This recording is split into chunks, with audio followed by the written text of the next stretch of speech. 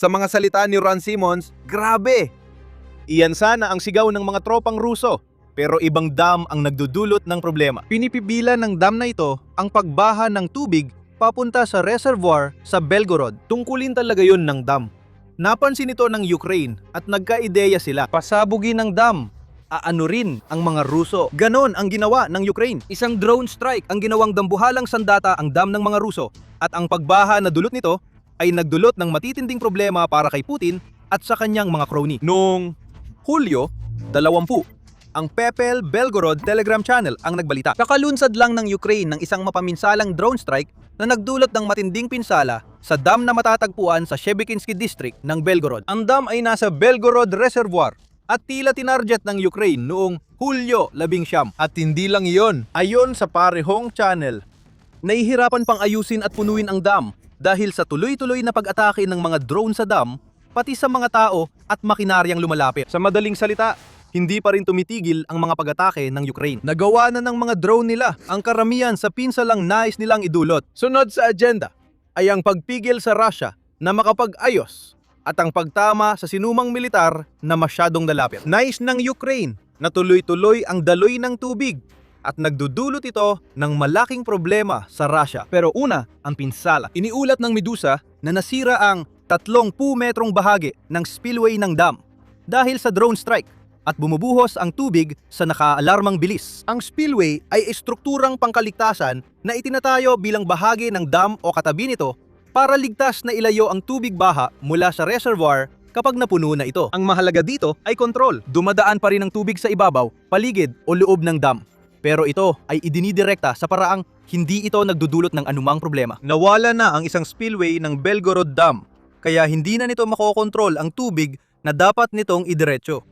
Bukod pa dyan, mukhang tinamaan din ng Ukraine ang mismong kalsada na nasa ibabaw ng dam. Ang pagtanggal ng kalsada ay hindi sanhi ng pagbaha, pero nagpapahirap ito sa mga pangkat ng pagkukumpuni ng Russia na makarating sa spillway. Kailangan nilang umiwas o maghanap ng ibang daan para makarating sila sa pupuntahan nila. Hindi ito madali, lalo na't makitid ang tuktok ng dam. Binanggit natin ang mga sumunod na pag-atake.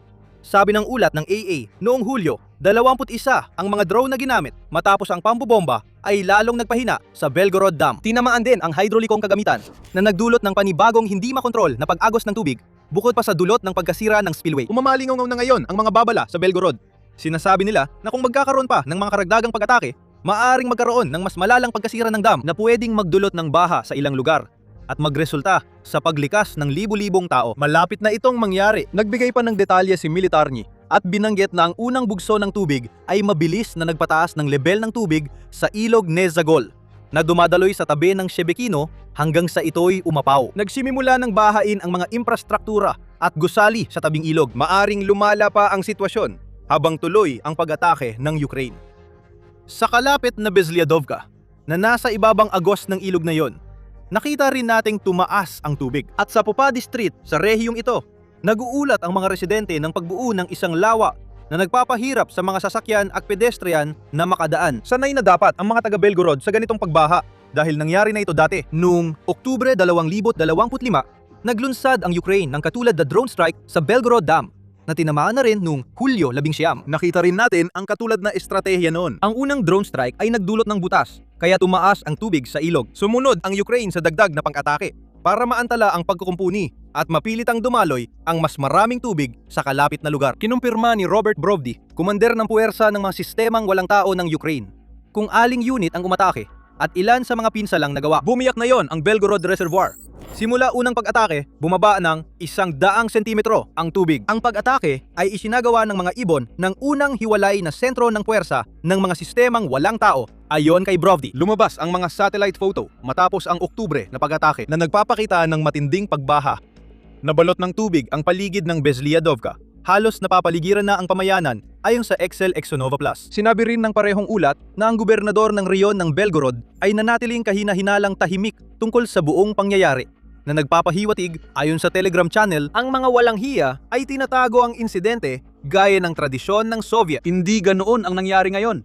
Kita ang pinsalang ginawa ng Ukraine sa Belgorod Dam noong Hulyo at ipinapadala na ang mga babala tungkol sa posibleng paglikas. Pagkatapos ng Oktubre na pag-atake sa dam, mababa pa rin ang tubig sa kalapit na imbakan ng mahigit 1 buwan. Umaasa ang Ukraine na mauulit ito ngayon. Sa puntong ito, maaring may ilang mga alalahanin kang gumugulo sa iyong isipan. Mukhang inatake ng Ukraine ang target na maraming itinuturing na sibilyan. Agad na apektuhan ang mga pamayanan sa paligid ng Belgorod Dam at tinuturing ng Russia ang pag-atake bilang isang teroristang pag-atake ng puwersang drone ng Ukraine. May 2 punto ang sagot ng Ukraine sa mga alalahaning iyon. Paghihiganti ito. At may higit na kahalagahang militar ang Belgorod Dam kaysa sa iniisip ng marami. Pagdating sa paghihiganti, hindi na bago sa Russia ang pagsira ng mga dam kung iniisip nitong makapipinsala yon sa Ukraine. Maaari tayong bumalik sa simula ng pananakop para makita na noong Setyembre 2022, tinamaan ng mga missile ng Russia ang dam ng reservoir sa timog na lungsod ng Kryvyi Rih sa Ukraine. Tinawag ni Pangulong Volodymyr Zelensky ng Ukraine ang pag-atake na terorismo. Binanggit na ang dam na ito ay walang halagang militar. Walang sapat na dahilan ang Russia para dito. Hindi ganoon ang kaso sa Belgorod Dam, gaya ng malalaman mo sa ilang sandali. Halos 1 taon matapos nito, noong Hunyo 2023, nawasak ang Kakhovka Hydroelectric Power Plant sa Kherson. Ang dam na ito, isa sa 6 sa ilog Dnipro, ay may reservoir na tinatawag ng mga residente na Kakhovka Sea dahil sa laki. Sa ilang bahagi, hindi mo na makita ang kabilang pampang. Mas komplikado ang ataking ito kaysa sa dating pag-atake sa dam. Inakusahan ng NATO at Ukraine ang Russia sa pagsira ng dam, habang iginiit naman ng Russia na isang pag-atake ng Ukraine ang naging sanhi ng pinsala ayon sa ulat ng BBC noon panahong yon. Mukhang malabo ang huli. Hindi lamang ito ibig sabihin na inatik ng Ukraine ang sarili nitong infrastruktura, kundi inilagay rin nito sa panganib ang libu-libong sarili nilang mamamayan para lang gawin iyon. Dagdag pa rito, ayon sa BBC, ang dam ay itinayo para kayanin ang matinding impact mula sa labas. Kaya mas malamang na ang ganap na pagkawasak nito ay dulot ng pagsabog mula sa loob. At dahil sinakop ng Rusya ang rehiyon kung saan matatagpuan ng dam, mas malamang na ang Rusya mismo ang nagpasabog sa dam. Marahil bilang pagtatangka sa isang false flag operation. Hindi na bago sa Rusya ang pag-atake sa mga dam. Para sa Ukraine, ang pag-atake sa Belgorod Dam noong Hulyo 19 ay halimbawa ng gantihan. Kung hindi maparusahan ang Rusya, pwede ring umatake ang Ukraine sa mga dam para ibalik naman ang digmaan sa mga mamamayang Ruso. Gayunpaman, tulad ng dati sa mga pag-atake ng Ukraine, hindi lang paghihiganti ang dahilan ng huling atake. Sa kabila ng mga pahayag ng Rusya, may layuning militar ang Belgorod Dam. Kaya lihitimong target ito ng Ukraine. Bago namin ipaliwanag ang layunin, paalala lang na nanonood kayo ng military show. Kung hindi ka pa nakakapag-subscribe sa channel, ano pa ang hinihintay mo? Nagbibigay kami ng araw-araw na mga video tungkol sa pinakabagong mga kaganapan sa digmaan sa Ukraine at iba pang mga pandaigdigang kaganapang militar. Hindi lang mga sibilyan malapit sa Belgorod Dam ang naapektuhan ng pag-atake ng Ukraine. May mga brigada ang Rusya na nakatalaga sa paligid ng lugar. 4 sa kanila, sa katunayan, at karamihan sa mga ito ay matatagpuan malapit sa baryo ng Grafivka na sa dakong ibaba ng agos ng ilog na umaapaw dahil sa mga drone attack ng Ukraine. Nalaman namin ito noong Oktubre 2025 sa pag-atake ng Ukraine sa dam nang isiniwalat ito ng RBC Ukraine. Ang naging pagbaha ay nakaapekto sa sunod-sunod na mga bunker na ginagamit ng ika-68, ika-116, ika-128, at ika-136 na brigada ng Sangdatahang Lakas ng Russia. Nagbibigay ito ng bagong pananaw sa pinakabagong pag-atake ng Ukraine sa Belgorod Dam. Tandaan, ang Belgorod ay isang rehiyong nasa hangganan. Ang lapit nito sa Ukraine ang dahilan kung bakit ito ay pangunahing lokasyon para maglunsad ng mga pag-atake at magpadala ng mga sundalo papasok sa pangunahing lupain ng Ukraine. 4 na brigada sa ibaba ng dam ay hindi basta-basta nakatambay sa Belgorod ng walang dahilan. Nandyan sila na may layunin. Di pa ganap na malinaw ang layunin, pero alam nating ginamit ng Rusya ang Belgorod bilang lunsaran ng mga pag-atake sa Ukraine. Ang paglilipat sa 4 na brigada, kahit hindi pa sila lubusang nawasak ng baha, nagdadala ito ng disorganisasyon at kaguluhan na pabor lang sa mga Ukrainyano sa digmaan. May isa pang aspeto na dapat isaalang-alang dito at may kinalaman ito sa tubig na ngayon ay bumubuhos mula sa Belgorod Dam sa napakalaking dami. Ngayon, maaring isipin mo na ang pangunahing layunin ng Ukraine sa pag-atake nito sa dam ay ang pagbaha na naging resulta nito. Bahagi yon. Pero may mas malaking kwento tungkol sa tubig ng Russia na umaagos mula sa dam ngayon. Para maintindihan ang kwentong yon, balikan natin ang pag-atake noong Oktubre 2025 sa Belgorod Dam. Noon, tinatangkang sakupin ng Russia ang mas maraming teritoryo sa Vovchansk, Ukraine. Pagsapit ng Oktubre 26, inaangkin ni Putin na kontrolado ng Russia ang halos 70% ng rehiyon. Simula noon, tungkulin nito ang tumawid sa ilog Vovcha na naging problema dahil mahirap tawirin kapag umaagos, lalo na para sa Rusya. Gayunpaman, ayon sa ika-16 na Army Corps ng Ukraine, nadulot ng ilang problema ang napakatuyong tag-init sa Ukraine. Sinubukan ng kalaban na samantalahin ang pagkakataon matapos ang matinding init at tagtuyot. Natuyo ang mga ilog ng Siversky Donetsk at Vovcha, kaya mas madali ang logistika ng kalaban.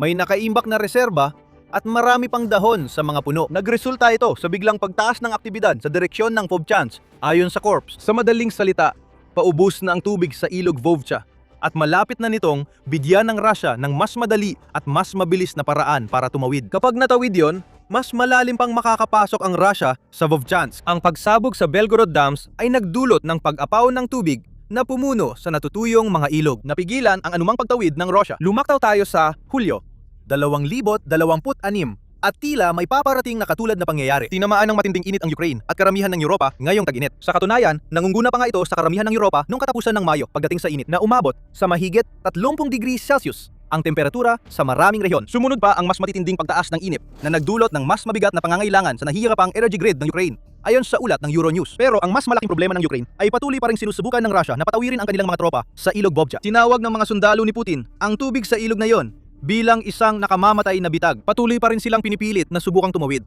kadalasan ng 2 o 3 para makalapit sa mga posisyon ng Ukraine sa kabila. Mahalaga ang pagtawid sa ilog na yon para sa anumang tangka ng mga Ruso na mas makalusot sa Vovchansk at sa mas malawak na lugar ng Kharkiv. Dahil dito, tila inulit ng Ukraine ang pag-atake sa Belgorod Dam noong Oktubre para matiyak ang tuloy-tuloy na dalig swig sa ilog na pumipigil sa mga sundalong Ruso. Maganda na naapektuhan ng baha ang 4 na brigada.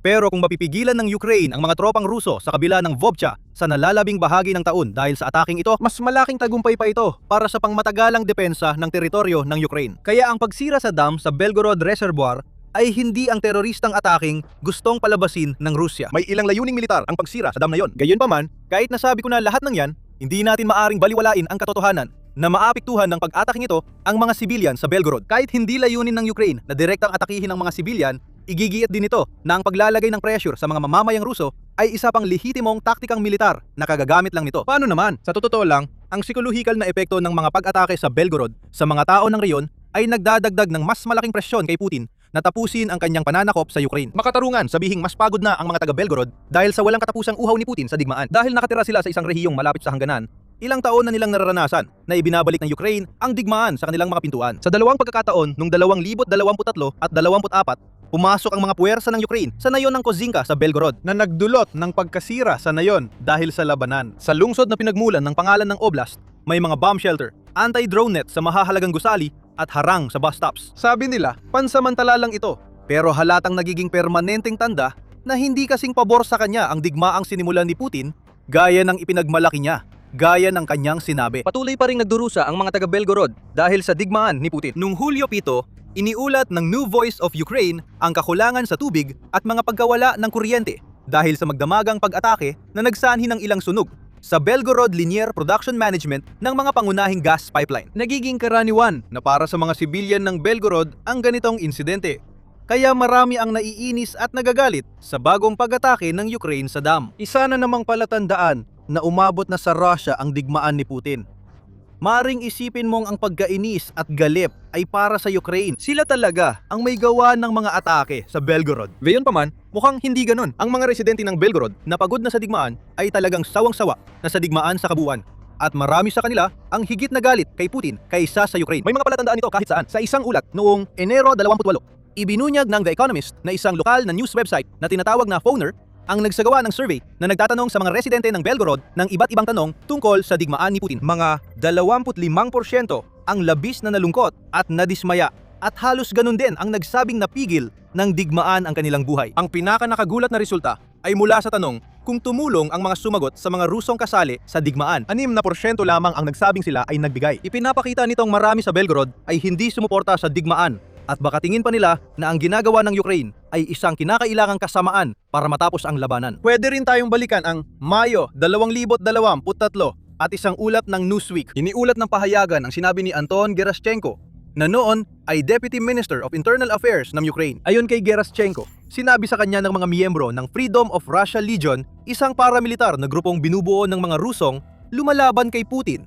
na may ilang taga Belgorod na humihiling ng mga kakaibang bagay. Lumapit daw sa amin ang mga taga Belgorod na humiling ng peacekeeping operation dahil pagod na sila sa paulit-ulit na pambubomba ayon sa miyembro ng Legion. Ibig sabihin nito, ang mga residente ay humihiling sa isang grupong aktibong sumusuporta sa Ukraine na gawin ang kanilang makakaya kasama ang pagpasok sa Belgorod para tapusin ang labanan. Magiliw na pananakop ng mga taga-suporta ng Ukraine. Hindi ito nangyari pero nagbigay ito ng bagong pananaw sa pag-atake ng Ukraine sa Belgorod. Ipinapalabas ng Russia na agresor ang Ukraine, ngunit tila kulang ang suporta sa espesyal na operasyong militar sa Belgorod kaysa sa inaakala ng Kremlin. Marami sa rehiyon ang ramdam na inabandona sila ng Russia, na parang iniwan silang tiisin ang mga atake ng Ukraine halb sa kahalagahang militar ng Belgorod at pagiging border region nito, na nagiging dahilan kung bakit mas madali itong maging target kumpara sa iba. Alam ito ng Ukraine. Iniulat ng Kyiv Post na ipinahiwatig mismo ni Brovdi ang mga estratehiya ng Ukraine na pukawin ang galit ng mga Ruso para gipitin si Putin. Sinabi ni Brovdi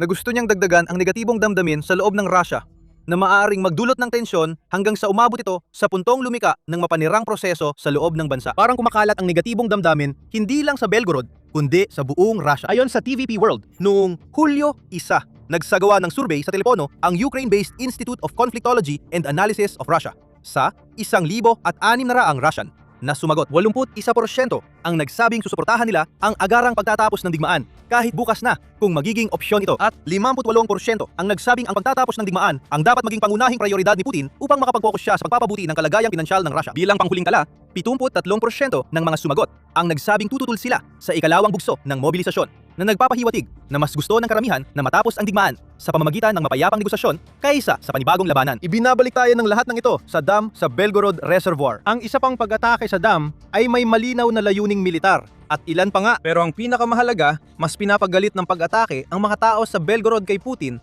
dahil matagal na silang pagod sa digmaan. Siya ang naglagay sa kanila sa sitwasyong ito at tila pinabayaan na lang sila sa kanilang kapalaran. Sino ang nakakaalam? Baka ang Belgorod ang unang rehiyon ng Russia na mag-alsa laban kay Putin. Hindi nila sinisisi ang Ukraine. Ang kanilang leader ang responsabal sa lahat na nangyayari. Lalakas pa ang presyon sa leader kung magpapatuloy ang mga pag-atake. Mukhang hindi titigil si Putin hanggat di niya nakukuha ang gusto. Kahit gaano katagal, gaano karami ang mamatay, o gaano kagulo ang idulot sa Russia. Nagpapatuloy ang kaguluhan sa Crimea habang nilalamon ng apoy ang Kerch Strait. Napagtanto ng Russia na target ng Ukraine ang mga pasilidad ng kuryente sa Crimea. Maaring napagtanto ng Russia, pero wala itong magawa tungkol dito. Nalubog sa dilim ang mga mananakop habang nagdilim ng todo ang Kerch. Sa totoo lang, nasasanay na ang mga mananakop na yon dito. Ang dilim, kakulangan ng gasolina, at babala ng Ukraine na target na ang tanging daan palabas ng Crimea ay naging karaniwan na. Walang magawa si Putin para protektahan ang peninsula na dapat kuta ng Russia. Sinasabi ng Ukraine sa mga Ruso sa Crimea na lumayas na kayo, may malaking mangyayari. Kaya ayaw mong manatili sa illegal mong pananatili sa Crimea pagdating nun. Habang umalingaw-ngaw ang putukan at pagsabog sa nasakop na Kerch, nagsimimulang magpanik ang autoridad ng Russia. At dapat lang naman, pagkatapos ng ilang araw ng pag-atake sa mga barko sa dagat ng Azov na patuloy pa rin, tinarget ng Ukraine ang mga pasilidad ng kuryente sa isang reyon na maaring magsilbing daan ng pagtakas para sa daan-daang libong Russian na mananakop na ginawang tahanan ang Crimea. Ibinahagi ng Kyiv Post ang ulat noong Hulyo 15 na nagkaroon ng total blackout sa buong Kerch sa araw na yon. Hindi rin ito base sa pagyayabang ng Ukraine sa kanilang mga resulta. Ang papet na pinuno ng administrasyon ng Kerch, Ivan Koshil, ang nagdala ng masamang balita para sa kanyang mga tao. Iniulat niya dahil sa pag-atake ng drone ng kalaban, nawalan ng kuryente ang Kerch. Ang life support system ay gumagamit ng backup na kuryente. Lahat ng serbisyo ng lungsod ay kasama sa emergency recovery. Lubos na walang kuryente. Kung may dapat magawa si dakilang tagapagtanggol Putin, yon ay pigilan ang Ukraine na gawin ito sa mga Rusong sinabihan niyang lumipat sa Crimea. Idinokumento ng Crimean Wind Telegram Channel ang natarantang tugon ng Russia sa pag-atake ng Ukraine. Ayon dito, nag-ulat ang subscribers ng channel sa Kerch ng malalakas na pagsabog na yumanig sa mahalagang bahagi ng peninsula. Ang Russia, matapos ang ilang buwang pagkawasak ng mas abante mga sistema nito ng depensang panghimpapawid dahil sa mga drone ng Ukraine, mukhang nagpadala na lang ng mobile fire group sa hit and hope na estratehiya na hindi rin napigilan ang pag-atake sa pasilidad ng kuryente ng Kerch. Habang nangyayari ito, sinubukan din ng Russia na pigilan ang pag-usbong ng isang propaganda nightmare. Ayon sa parehong Telegram channel, pinatigil ng Russia ang trapiko sa Kerch Bridge. Bakit? Natakot ba ang Russia na wasakin ng Ukraine ang Kerch Bridge? Gusto lang ba ni Putin tiyakin na walang mananakop ng Crimea ang makakaalis papuntang mainland Russia? Para sabihin sa iba ang tunay na nangyayari sa peninsula na dapat ay kuta ng Russia? Kahit ano pa ang sinusubukang gawin ng Russia, Wala namang nakatulong doon. Bukod sa Kerch, naiulat din ang pagkawala ng kuryente sa ilang pamayanan sa Hilagang Kanluran at Silangang Distrito ng Crimea. Ayon sa New Voice of Ukraine, nasa lugar na ang repair crew ayon sa ulat, pero imposibleng matukoy kung kailan babalik ang kuryente. Kahit magawa nila ito, laging may mga drone ang Ukraine para muling sirain ang mga naayos na substation at iba pang infrastruktura. At tila hindi pa ito sapat para sa mga okupante ng Kerch. Iniulat ng Voda Krima, kumpanyang Ruso na namamahala sa tubig sa Crimean Peninsula, na bumaba ang presyon ng tubig sa 9 na distrito. Lahat ito ay dulot ng emerhensya na nakaapekto sa power grid ng Kerch. Walang kuryente, tubig, gasolina o pag-asa. Ganyan ang ginawa ng Ukraine sa buhay ng maraming okupante na nganiwalang magiging marangyang destinasyon ang Crimea at hindi mawawala sa kontrol ng Russia, ayon sa pahayag ni Putin. Sa kabila ng lahat, hindi direktang inatake ng Ukraine ang mga sibilyan. Paulit-ulit ipinapadala ang mensahe. Gagawin naming impyerno ang buhay mo hanggang mapagtanto mong oras na paralisanin ang Crimea ng tuluyan. Kung balita sa digmaan sa Ukraine ay galing sa Russian Defense Ministry, wala kang totoong alam. Habang nataranta ang puppet na rehimen sa Crimea at napilitang maglabas ng bahagyang katotohanan, inulit ng Ministeryo ng Depensa ng Rusya ang dati nitong gawain. Ipagwalang bahala ang tagumpay ng Ukraine at magpanggap na gumagana ang air defense ng Rusya. Ayon sa ministeryo, pinabagsak ng depensa ang panghimpapawid ng Rusya ang Siyam-naput-tatlong Ukrainian drone nang maputol ng Ukraine ang kuryente sa Kerch. Iniulat ang pagpapabagsak ng mga drone sa Crimea, pati na rin sa Dagat Itim at Dagat Azov, at ilang mga rehiyong hangganan ng Rusya, kabilang ang Kursk, Bryansk, Rostov at Belgorod. Parang ibinaon ng ulo sa buhangin. Inaangkin ng Rusya ang matagumpay na depensa habang nagdudulot ng kaguluhan ang mga drone ng Ukraine sa Crimea. Maaring ayaw ng kagawaran ng depensa banggitin ang serye ng pagkawala ng kuryente sa mahalagang bahagi ng Crimea. Hindi na kailangang ang ministeryo pa magsabi ng totoo. Ang kailangan ng mga nakatira roon ay pigilan ng Rusya ang nangyayari sa Crimea ngayon. Lalo na sa pag-target ng Ukraine sa mga pasilidad ng kuryente. Kita mo, hindi lang minsan nangyari sa Kerch. May mas malaki pang nangyayari dito. Matagal nang tinatarget ng Ukraine ang energy grid ng Crimea ayon sa Kyiv Post at sinimulan ng kampanya noong huling bahagi ng Hunyo at unang bahagi ng Hulyo. Gamit ng Ukraine ang parehong plano sa pag-atake sa mga refinerya ng langis ng Rusya. Umatake sila minsan, tapos susundan ito. Makalipas ang kaunting panahon at inuulit-ulit ng Ukraine ang mga pag-atake. Kaya nawawalan ng sasay ang mga pagkukumpuni. Nakita natin ito sa Simferopol Combined Cycle Thermal Power Plant na tinamaan ng mga drone ng Ukraine na pang-atake sa tatlong magkakahiwalay na air raid mula Hunyo 20 hanggang 25. Ang mga pag-ataking yon ang nagsimula ng sunod-sunod na mga strike. Karamihan dito ay tumatarget sa mga power station na nagsisilbing mga node sa malaking network na nagpapanatili ng daloy ng kuryente para sa mga residente ng Crimea. Ang mga pag-atake sa energy grid at serye ng brownout sa Crimea ay naging normal na para sa mga mananakop na noon ay pinangako ang dadalhin sa Russian Riviera. Matapos ang iligal na pagkuha ni Putin noong 2014. Noong Hulyo 15, nagdulot pa rin ito ng sakit. Habang nilalabanan ng Kerch ang dilim, inatake din ng mga drone ng Ukraine ang Balaklava Thermal Power Station sa Sevastopol.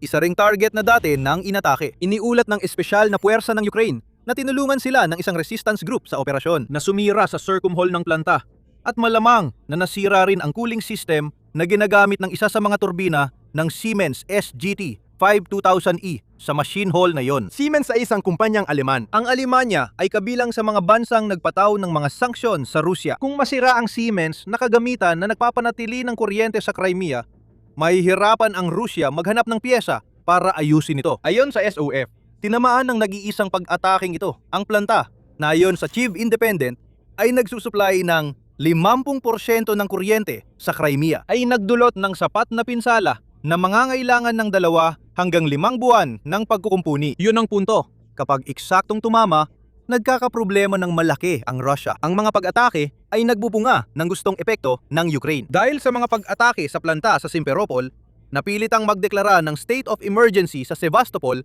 ang papet na gobyerno ng Crimea. Huwag baliwalain ang kahalagahan nito sa moral at propaganda. Ang Crimea ay kuta ng Russia at mahalagang simbolo ng dominasyon nito sa Ukraine. Kung masusunod si Putin, ito ang unang hakbang tungo sa ganap na pag-aneksa sa teritoryo ng Ukraine. Inaasahang dadaan sa Crimea ang buong pagsalakay ng Russia sa silangan at timog Ukraine. At nangyari nga ito sa loob ng ilang panahon. Ngayon, may matinding takot sa peninsula dahil sa pagkawala ng kuryente, kakulangan ng gasolina at tuloy-tuloy na pagdating ng mga drone ng Ukraine. Nagmamayabang ang Ukraine sa mga pag-atake. Pero si Putin at ang kanyang imahe bilang tagapagtanggol ng mga Ruso ang tunay na nasasaktan. Hindi lang Kerch at Sevastopol ang nawalan ng kuryente at nagpapanik ang mga puppet na gobernador. Noong Hulyo 13, isiniwalat ng UKRI Inform na ang pagkawala ng kuryente sa distrito ng Zhankoy sa Crimea ay tumagal na ng 1 buong linggo hanggang sa panahong iyon. Hindi lang mga mananakop na Ruso ang naapektuhan ng estratehiya ng Ukraine. Ayon kay Rapat Chubayrov, tagapangulo ng Majlis ng mga Crimean Tatar, Apektado rin ang sumusuporta sa layunin ng Ukraine. sinabi ni Chubayrov na ito ay pagsubok na kailangang tiisin Dahil layunin talagang mapalaya ang Crimea. para gumanda ang buhay ng mga naapektuhan ng paniniil ng Russia mula 2014. Taos puso kaming nakikiramay sa mga taga-Crimea Na naghihintay ng paglaya mula sa pananakop ng Russia at nagtitiis sa mga pagsubok na dulot nito. Nagpapasalamat kami sa kanila dahil hindi sila nawala ng pag-asa at nanatili silang tapat sa Ukraine sa kabila ng lahat ng hirap at panunupil. Ayon kay Chibarov, layunin ng mensahe na palakasin ang loob ng sumusuporta sa Ukraine. Malalampasan ninyo ito at may liwanag sa dulo ng lagusan. Ang mga pag-atake sa Kerch na nagdulot ng pagkawala ng kuryente ay layong pahinain ang Russia. Nawalan na ng kontrol ang namumunong kapangyarihan sa Crimea. Ayon sa SOF, ang pag-atake sa mga pasilidad sa paglika ng kuryente sa puwestong pangunahan sa Crimea ay malaki ang epekto sa pagpapahina ng kakayahang umatake at magdepensa ng hukbong sandatahan ng Russian Federation. Pinapabagal nito ang operasyon at humihina ang kanilang suporta sa lohistika habang takot ang mga mananakop sa kanilang kinabukasan sa dilim. Ang mga sundalo sa unahan sa mainland Ukraine ay napipilitang sumugod kahit wala silang sapat na suporta na kailangan nila. Hindi darating ang suportang iyon. Ang mga supply at sundalo ay naipit sa Crimea at unti-unti silang nauubos araw-araw. Problema talaga yan kay Putin. Ngunit may isa pang issue sa likod ng problemang yan. Nabanggit na natin ito. Mahalaga ang lokasyon ng pinakabagong mga pag-atake ng Ukraine na pumutol sa kuryente. Bago namin ipaliwanag kung bakit, paalala lang na military show ang pinapanood nyo. Kung may natutunan kayo dito, mag-subscribe at i-on ang notifications para updated kayo sa susunod naming videos. Hindi ordinaryong rehiyon ang Kerch sa Crimea. Isa ito sa pinakamahalaga dahil ang Kerch at ang tulay na nag-uugnay dito sa mainland Russia ang tanging ruta ng karamihan sa mga mananakop para makapasok o makalabas ng peninsula. Sa bawat pag-atake ng Ukraine sa Kerch, kahit ano ang target nila, sinasabi ng bansa na maaring targetin ang nag-iisang tulay palabas anumang oras na piliin ng Ukraine. Nangyari na rin ito noon. Ngayon, malakas na ang armas ng Ukraine at mahina ang depensa ng Russia, kaya posibleng tuluyang masira ang tulay dahil sa sunod-sunod na pag-atake. Kung mangyari yon, mabibitag ang mga mananakop sa impyernong dulot ng kabiguan ng kanilang leader. Sinasadya ng Ukraine na atakihin ang lahat sa Kerch maliban sa Kerch Bridge. Ipinahayag ito ni Robert Brovdi, kumander ng puwersa ng mga sistemang walang tao, noong Hulyo 14, bago pa ang mga pag-ataking nag-iwan sa mga illegal na residente ng Kerch sa dilim. Walang gasolina sa Crimea At gusto kong sabihin, wala talagang paparating. Sumigaw si Brovdi at dagdag pa niya, pinuputol lang namin ang mga daan papasok, hindi palabas. Hindi rin namin ginagalaw ang tulay ng Kerch. Hayaan silang dumaan doon. Hayaan nating umalis ang milyon-milyong iyon sa maliit na tulay na iyon, pabalik sa Rusya at maglakbay sa kung saang malayong lugar, lampas sa Ural para mamuhay ng payapa. Alam ni na Brovdi at Ukraine ang ginagawa nila rito. Ang babala ay dapat pakinggan ng mga mananakop sa Crimea. Ang talagang layunin ng Ukraine dito ay gawin itong lugar kung saan libu-libong mananakop ang desperadong nagtatangkang makatakas sa pamamagitan ng Kerch Bridge. Napag-usapan na natin dati ang tungkol sa mga tagumpay sa propaganda. Malaking tagumpay ito kung mangyayari. Walang mas makasisira sa imahe ni Putin bilang matatag na tagapagtanggol ng Russia kaysa sa sarili niyang mga taong nagtatakbuhan palayo sa Crimea para iligtas ang buhay nila. At huwag mong kalimutan na kailangan pang pumunta ng mga tao iyon sa ibang lugar. Magiging refugee sila sa digmaang di dapat umabot sa Russia. Mas lalo pang masisira ang pangalan ni Putin. Ang mga tumatakas mula Crimea ay magkukwento tungkol sa sunod-sunod na drone attack, kakulangan sa gasolina, pagkawala ng kuryente, at kabiguan ng depensa ng Russia na protektahan sila. Kung nangyari ito sa kanila, posible rin sa ibang bahagi ng Russia. Iyan ang mensahe nila. Presyon ito kay Putin. Dinadala na ang digmaan sa Russia mismo. Patuloy na pinapalakas ng Ukraine ang presyon. Noong Hulyo 17, iniulat ng Kyiv Post ang panibagong tagumpay ng Ukraine sa pag-atake sa Kerch. Sa pagkakataong ito, laban sa isang sentro ng Riles sa reyon na bahagi ng network ng logistika ng Russia sa Crimea. Nagdulot ng sunog sa rail hub malapit sa Kerch Bridge ang pag-atake. Muling ipinapaabot ang mensahe. Papalapit ang sunog at mga pag-atake. Lumikas na ngayon. Baka tulay na ang target. Hindi hihinto ito. Maaring may magtanong sa moralidad ng Ukraine. Pero dapat klaruhin na hindi sila direktang tumatarget ng sibilyan.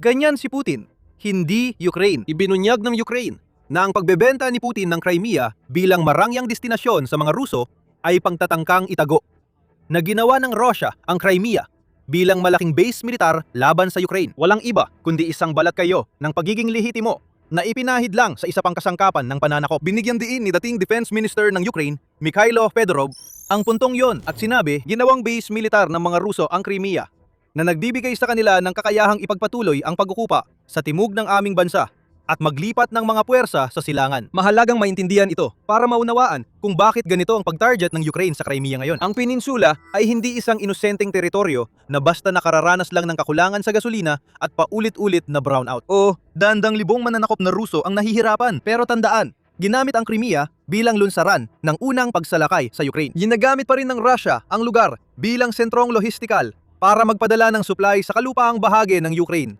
na may tinatayang 50,000 sundalo sa peninsula. Walang inosente sa pananakop ng Russia sa Crimea. Ibinunyag ng Ukraine ang katotohanan ito at patuloy nilang gagamitin ang kalamangan. Ang nangyari sa Kerch ay bahagi lang ng mas malawak na kampanya. Malinaw na ipinapakita ng Ukraine na may malaking mangyayari sa Crimea na hindi kayang harapin ng Russia. Pwede mong sabihin na dumating na ang malaking bagay na yon. Iniulat ng Al Jazeera na nagbunga na ang ilang buwang pagsisikap ng Ukraine na ihiwalay ang Crimea. Ayon sa outlet, halos hawak na ng Ukraine ang kakayahang tamaan ang buong peninsula na lalo pang nagpapaluba sa umiiral ng krisis sa kuryente at gasolina sa Crimea. Walang magawa ang puppet na autoridad dito. Kahit sinusubukan ni Putin na kadalasang nabibigo magpadala ng tulong mula Moscow. Hindi man lang makakuha ng schedule ang mga autoridad na yon para sa pagbabalik sa normal na kalagayan. Ang natira na lang sa Crimea ay ang bagong normal. Bukod sa pag-atake sa Crimea, pinalaalaala pa ng Ukraine ang sitwasyon sa pag-atake rin sa mga barko sa paligid ng Crimea. Lumulubog na ang Shadow Fleet na bumubuhay sa Crimea noong Hulyo 13 dahil sa araw-araw na pag-atake sa mga oil tanker, supply ship at ferry ng Shadow Fleet nang ginagamit ng Russia. Halos tumigil ang galaw sa Kerch Strait. Ayon kay Brovdi, noong Hulyo 16, tinamaan ng Ukraine ang 147 tanker sa Dagat Azov at Dagat Itim. 117 dito ay feeder tanker na nagdadala ng gasolina sa Crimea. Ang mga pag-ataking ito ay bahagi ng kampanya ng Ukraine para harangin ang mga kalsada, tulay at truck sa mainland ng Ukraine na ginagamit sa pagdadala ng mga supply at fuel papasok sa Crimea sa rutang panlupa. Nauubos na ang gasolina sa mga gasolinahan at mas malawak na bahagi ng Crimea ang nakararanas ng mas mahahabang brownout kaysa dati. Dahil dito, may dalawang malaking problema si Putin. Ang matibay na kuta ng Crimea na yu'y naging malaking kahinaan ng Russia. Ang pagkawala ng kuryente sa Kerch ay palatandaan lang ng sakip na unti-unting nagpapahina sa Crimea. Ang malawakang militarisasyon at integrasyon ng ekonomiya sa mainland ng Russia ay nagbigay ng maling impresyon na hindi matitinag ang Crimea. Ngayon, malaking gastos na ito para sa Russia. Magagawa lang ni Putin ay magpadala ng gasolina, sundalo at kagamitan sa peninsula. Kapag dumating na ang mga supply na yon, kung darating man, naiiwan silang nakahiwalay. Tinatamaan sila ng Ukraine. Gumagastos ulit ang Russia para magpadala ng mga supply. Tinatamaan ulit sila ng Ukraine. Bilyon-bilyon ang ginagastos sa Crimea. At ito pa rin ang pinakamahinang okupadong rehiyon ng Ukraine. Ang digmaan na nagsimula sa Crimea ay dun din matatapos. Pakalawang problema ni Putin ay ang kanyang kredibilidad. Nabanggit na natin ito. Inaasahan si Putin bilang dakilang tagapagtanggol. Noong 2014 pa lang, sinabi na niya sa mga Ruso na kanila na ang Crimea at wala nang magagawa ang Ukraine. Napatunayan ng lahat ng nangyayari sa Kerch at paligid ng peninsula na siya ay sinungaling. Ayon kay Jason Corcoran, sa opinyon niya noong Hulyo 16 sa Moscow Times, napansin ng Ukraine ang isang bagay na di agad nakita ng kanluran. Hindi rin nila kailangang agad palayain ang Crimea para pahinain si Putin. Kung kaya nitong unti-unting pataasin ang gastos sa militar at ekonomiya ng paghawak sa peninsula, habang sinisira ang apela nito bilang pangunahing resort ng Russia. Ang Crimea ay titigil na maging isang asset at magiging isang pabigat na lamang. Bawat kakulangan sa gasolina, nakanselang bakasyon at nasirang depo ay unti-unting sumisira sa imaheng ipinagbili ni Putin sa mga Ruso noong 2014. At iyan ang buong punto. Ang mga mananakop ay walang nagawa kundi manood sa sunod-sunod na brownout at pagkaubos ng gasolina matapos mabentahan ng pekeng pangako. Ngayon, nakikita na nila ang mga kasinungalingang sinabi sa kanila ni Putin. Hindi man nila aminin dahil sa takot gantihan, hindi ito maitatanggi. Ang Crimea ay dapat sana ang hiyas sa korona ni Putin. Ngayon, naging lubid na ito sa leeg ng lider ng Rusya at hindi niya matanggal ang lubid na yon nang di na ilalantad ang kahinaan ng Rusya. Tungkol naman sa Kerch, walang kuryente at patuloy pa rin ang mga pag-atake. Nakatayo pa rin ang tulay, basta pinapayagan ng Ukraine. Ang malaking tanong ngayon ay kung hanggang kailan pa ihintulutan ng Ukraine ang mga mananakop na gamitin ang kanilang daan ng pagtakas. May hangganan lang ang kapangyarihan ng simbolismo ni Putin. Ang pagharang sa tulay ng Kerch ng Russia matapos ang mga pag-atake ay magpapalala lang ng galit. Kaguluhan ang bumabalot sa Crimea At ito ay susi sa kalayaan.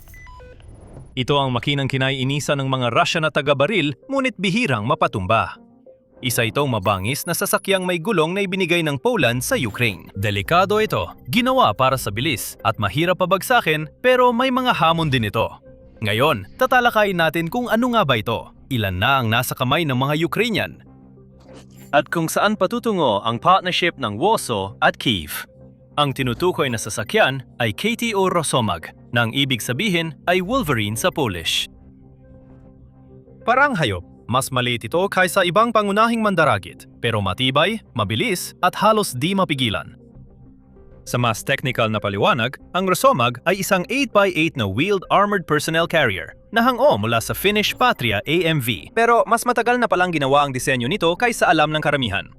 Inilatag ng Poland ang orihinal na pangangailangan para sa bagong wheeled transporter noong kalagitnaan ng dekada 90. Natapos ito noong 1999. Pagsapit ng 2004, lumabas na ang mga unang pre-series na sasakyan sa linya na may mas makitid na katawan at mas malalaking propeller kaysa sa mga orihinal na Finnish na prototype. Dumating sa Gdynia noong Mayo ang unang dalawang production na sasakyan para sa Polish na hukbo, kinabitan ng mga ture at opisyal na pinangalanan sa isang seremonya noong Hunyo. Simula noon, umorder ang Poland ng higit 1,000 sasakyan sa 16 na configuration mula troop carrier, command post hanggang RAK self-propelled mortar system na tatalakayin pa natin. Unang ginamit ng tropang Polish ito sa Afghanistan, kung saan tinamaan ng RPG ang harap na armor pero hindi napasok. Hindi lang ito nangyari ng isang beses. Ang mga Polish Rosomag ay nakatiis ng ilang pag-atake sa Afghanistan sa mga sumunod na taon. Kahit hindi ito di natatablan, ang maagang record ng pakikidigma ang nagkumbinsi sa militar ng Poland na matibay ang disenyo, kaya nagpatuloy ang pondo. Mahalaga ang karanasan ngayon sa labanan dahil ang nararanasan ng mga tropang Ukrainian sa Donbas at Kharkiv ay batay sa aral na binayaran ng mga Polish ng dugo mahigit 15 taon na ang nakalipas. Magsimula tayo sa numerong nasa pamagat ng episode na ito. Sa papel, ang pinakamataas na bilis ng Rosomag sa kalsada ay 100 kilometro bawat oras. Isang bilang na madalas lumabas sa Polish at Ukrainian na sanggunian, kaya dapat mailagay ito sa ibang kategorya kumpara sa karamihan ng truck na sasakyan sa labanan na ito. Walang truck na sasakyan na kayang umabot sa ganung bilis sa sementadong kalsada. Pero may isang interesanteng bagay mula sa crew ng isa sa mga sasakyan ng ika-44 na hiwalay na Mechanized Brigade. Ayon sa gunner, kaya raw umabot ng sasakyan sa 120 kilometro kada oras. Pero hindi namin ito mapatunayan sa opisyal na talaan ng detalye. Itunuturing namin ito bilang pansariling tantiya ng sundalo at hindi bilang kumpirmadong numero. Pero kahit na 100 o 120, pinag-uusapan natin ang isang wheeled combat vehicle na kayang lampasan halos lahat sa front. Ang bilis nito ang dahilan kaya hirap ang mga Russian gunner na matutukan ito bago makaalis. Sa timbang naman, nasa mga 22 tonelada. Ang base configuration nito na tumataas hanggang 25 o 26 na tonelada depende sa armor package na nakakabit. Pinapagana ito ng isang diesel engine na nagbibigay ng humigit kumulang 480 hanggang 490 horsepower. Nagbibigay ito ng sapat na torque para hilahin ang bigat paakyat sa matarik at magaspang na daan habang nananatiling responsive, isang katangiang laging pinupuri ng Ukrainian crew. Isang driver na nakausap namin, sinabi niya na dati siya nagmamaneho ng next-gen T8 Holland tractor. Bilang civilian, kaya nagulat siya sa paglipat, lalo na't hindi pa siya nakapagsilbi o nakahawak ng IFV noon. Sinabi niya na familiar siya sa automatic transmission, kaya ang kailangan lang pag-adjustan ay laki ng sasakyan at blind spot sa kanan. Maliit man na detalye, nagpapakita ito ng mahalagang aspeto ng disenyo ng platapormang ito. Madali itong gamitin kaya kahit walang armor experience, pwedeng matuto ang tropa at maging bihasa sa ilang linggo lang, hindi buwan. Malakas din ang range nito depende sa pinagmulan. Umabot sa 700 hanggang 800 kilometro ang kaya ng isang tangke ng gasolina. Nagbibigay ito sa mga unit ng Ukraine ng kakayahang lumipat sa malalayong bahagi ng frontline nang hindi laging iniisip ang logistics ng gasolina kapag isinama pa ito sa napakataas nitong bilis sa kalsada. Ito ay sasakyan na dinisenyo para sa mabilis na galaw, malakas na atake at agarang paglipat bago matukoy para sa ganting putok ng artilyerya o ng drone operator. Ngayon, pag-usapan natin kung paano talaga nagdudulot ng pinsala ang sasakyan. Karaniwang tore sa mga Rosomagmang Ukraine ay ang Italianong disenyo na Hitfist 30P, isang tor para sa 2 tao na may 30 otomatikong kanyon. Inilarawan ng tripulanteng Ukraine bilang mabilis, tumpak at nakakatakot. Isang ulat mula mismo sa taga-baril ang nagsabi na kaya nitong maglabas ng 200 bala kada minuto at sa loob ng tor ay halos mapanlin lang ang katahimikan. Sa labas naman, sabi niya, ibang-iba ang kwento. Kayang magpaputok ng programmable airburst na bala ang kanyon, epektibo laban sa mga sundalong lantad sa bukas sa lugar, magagaan na sasakyan at mababang lumilipad na helicopter. May 7.62 mm na machine gun ito para sa malapit at mabilis na banta at may isa pang kakaibang dagdag na bihira sa karamihan ng talaan. Ang tor ay gumagamit ng bala mula sa 2 magkahiwalay na feed sa pamamagitan ng 2 magkahiwalay na bahagi imbes na isang pinagsasaluhang sinturon. Ibig sabihin, pwedeng maglagay ang crew ng high explosive at armor-piercing na bala sa magkaibang bahagi at mabilis silang makalipat ayon sa target na lilitaw. Walang paghihintay na umikot ang sinturon, walang kalituhan sa pag-reload habang nasa gitna ng labanan. Kung may lumitaw na Russian squad sa bukas, tatamaan nila ito ng high explosives. Kung may bahagyang nakabaluting sasakyan na biglang sumulpot pagkatapos ng ilang segundo, lilipat sila agad sa armor piercing. Ang ganitong kakayahang umangkop ang mismong dahilan kung bakit nagiging isang pandig na labanan ang isang ambush. Mahalagang banggitin na ang Hitfist 30P turret ay hindi na pinakabagong opsyon dahil may sarili ng unmanned turret ang Poland na tinatawag na ZSSW-30. Tuluyang inaalis ang crew sa turret at nililipat lahat sa loob ng armored hull. Malaki ang magiging pagbuti ng survivability dahil dito at masiserbisyuhan ang kanyon nang hindi na kailangang ilantad ng sinuman ang sarili nila sa ibabaw ng sasakyan. Pinagsasasama ng turret na yon ang 30mm kanyon at mga guided anti-tank missile na Spike LR. At dinisenyo ito para sa mga sitwasyon kung may drone o fragment na magpasabog ng missile. Ang pagsabog ay pinuntirya palabas, hindi papasok sa crew compartment. Nakapirma na ang Poland ng kontrata para kabitan ng turret na ito ang 12-12 ng karaniwang Rosomax. At Halos, 100 bagong Rosomak L variants na may ganitong turret. Wala pa sa mga hardware na yon ang nakita sa Ukraine. Ayon sa aming kumpirmasyon, malinaw na senyales ito kung saan papunta ang pamilya ng sasakyang ito. Hindi rin nakagugula kung dumating din balang araw ang unmanned turret technology sa silangan. Pagdating sa proteksyon, hindi sinusubukan ng Rosomak na maging isang tangke, pero hindi ibig sabihin na wala itong laban. Ang harapang armor nito ay dinisenyo para mapigilan ang 14.5 mm na bala ng heavy machine gun, kaya ring tumagal ang mga gilid sa 7.62 mm na putok ng rifle. May mga configuration na nagdadagdag ng mas mabigat na armor para mas maprotektahan laban sa rocket-propelled grenades at improvised explosive devices. Ang mga upgraded kit na yon ay unang ginawa para sa mga sasakyang ipinadala ng Poland sa Afghanistan noong dekada 2000. Kailangan din kayanin ng sasakyan ng 6 na kilong high explosive na sumabog sa ilalim nito na napakahalaga dahil karamihan ng labanan ngayon ay gumagamit ng mga mina at improvised explosives na nakabaon sa kalsada. Dito naman lumalabas ang ilang mga kahinaan. Ang open source tracking project na Oryx ay nagulat ng ilang kumpirmadong pagkawala ng Ukrainian Rosomak sa digmaan. Ayon sa Wikipedia, 6 nawasak at 1 nasira sa pinakahuling bilang. Kaya malinaw na hindi ito himalang sasakyan at walang sinumang lumalaban dito ang itinuturing na hindi matitinag. Kapansin-pansin sa mga ulat mula crew at open source reporting kung gaano karaming sasakyan ang nakakaligtas sa mga tama na dapat ay nakamamatay kung mahina ang proteksyon ng sasakyan. Isang crew ang nagsabi na ilang beses na silang tinarget ng Russian Lancet drone kahit nakaparada lang sa likod ng frontline.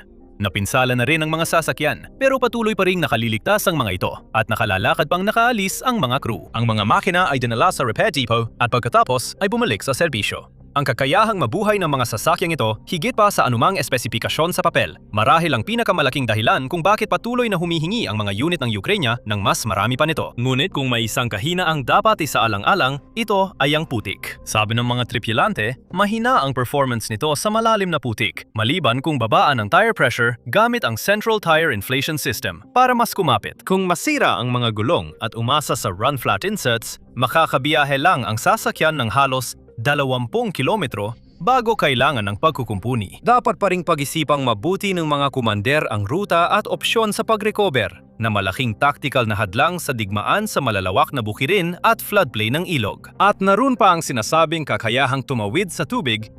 Pinapayagan nitong tumawid ang Rosomak sa tubig sa bilis na 10 kilometro bawat oras gamit ang likurang propeller at natitiklop na bow vane. Mukhang kahanga-hanga ito sa papel. Mukhang hindi pinapagamit ng Ukrainian crew ito sa totoong labanan. Sa alam namin, hindi pa nila nagamit ang kakayahan nitong lumangoy sa aktwal na operasyon sa digmaang ito. Ayon sa mga ulat, ang sasakyan ay kailangang lumubog hanggang waterline at lumutang ng maayos. Pero mas mataas ang panganib na mapunta sa ilog habang nasa ilalim ng putok kaysa sa benepisyo. May kurba rin sa pagsasanay na madalas di napapansin. Sabi ng isang crew, kahit simpleng pag-aaral ng tamang gamit ng likurang pinto para sa tropa, inabot ng ilang araw ng masusing pagsasanay sa pag-aayos ng kandado at pagsunod sa tamang hakbang bago ito naging natural na sa kanila at matapos ang mga paunang paghahanda. Doon palang nagsimulang pag-aralan ng crew ang mga sistema ng turret. Kung magkajam o masira ang pinto ng crew, may mga backup na hatch sa bubong para makalabas ang walaong tropa. Matalinong disenyo ito bilang reserba. Ipinapakita nitong komplikadong makina pa rin ito na kailangan ng oras para pag-aralan, kahit para sa mga tropang gustong matutunan agad. Tandaan mo yung civilian kanina na nagsabing pamilyar ang mga kontrol.